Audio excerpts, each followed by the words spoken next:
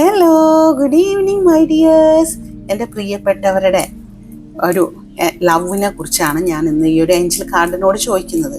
അതായത് നിങ്ങൾക്ക് അൺകണ്ടീഷണൽ ലവിന് അർഹതയുള്ളവരാണോ നിങ്ങൾ, അല്ലെങ്കിൽ അത് എങ്ങനെയാണ് അൺകണ്ടീഷണൽ ലവ് നേടിയെടുക്കുക?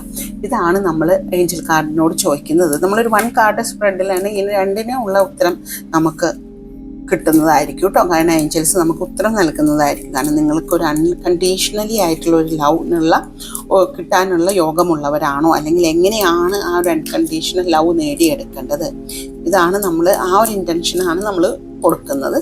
നമ്മൾ ഏഞ്ചൽ കാർഡ്സ് ആണ് നമ്മൾ ഉപയോഗിക്കുന്നത് കേട്ടോ. കാരണം ഏഞ്ചൽസിന് അതിൽ നല്ല രീതിയിൽ നമ്മളുടെ അടുത്ത് ആൻസർ പറയാൻ കഴിയുന്നതാണ്.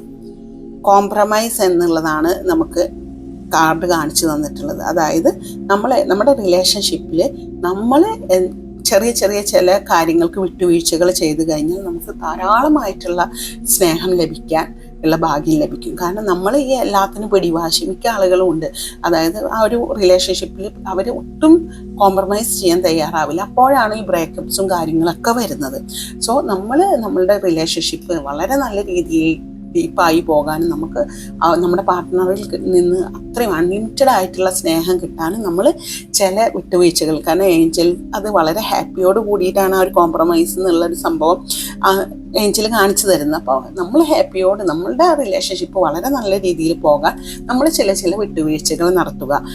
എന്നാൽ മാത്രമാണ് നമുക്ക് അൺകണ്ടീഷണൽ ലവ് ലഭിക്കുകയുള്ളൂ കേട്ടോ. അല്ലാതെ നമ്മൾ പിടിവാശിയിലിരുന്ന് എല്ലാം നമുക്ക് ലഭിക്കണം എന്ന് വിചാരിച്ചാൽ അത് നടക്കില്ലല്ലോ.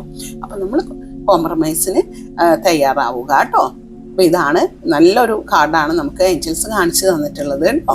പിന്നെ ഇത്തരത്തിലുള്ള ലവ് റീഡിങ്, അല്ലെങ്കിൽ ഒരാക്കിൾ കാർഡ് വഴിയുള്ള ലവ് റീഡിങ്, നമുക്ക് ടാരറ്റ് വഴിയുള്ളത്, പിന്നെ റിലേഷൻഷിപ്പിനെ കുറിച്ചുള്ള റീഡിങ്, ഇതെല്ലാം നമ്മൾ നടത്തുന്നുണ്ട്. താല്പര്യമുള്ളവർ, റിലേഷൻഷിപ്പിനെ കുറിച്ച് അറിയണമെന്നുള്ളവർ അതുവഴി നമ്മൾ റീഡ് ചെയ്ത് നിങ്ങളുടെ റിലേഷൻഷിപ്പ് എങ്ങനെയാണ് എന്നുള്ളത് പറഞ്ഞു തരുന്നതായിരിക്കും. അതോടൊപ്പം തന്നെ ഒരു ലോങ് ആയിട്ടുള്ള ഫ്യൂച്ചറാണ് നിങ്ങൾക്ക് കാണേണ്ടത് റിലേഷൻഷിപ്പിൽ എന്നുണ്ടെങ്കിൽ നമ്മൾ അസ്ട്രോളജി, ന്യൂമറോളജി, സോഡിയാക്ക് വഴിയാണ് അത് ചെയ്തു തരാം.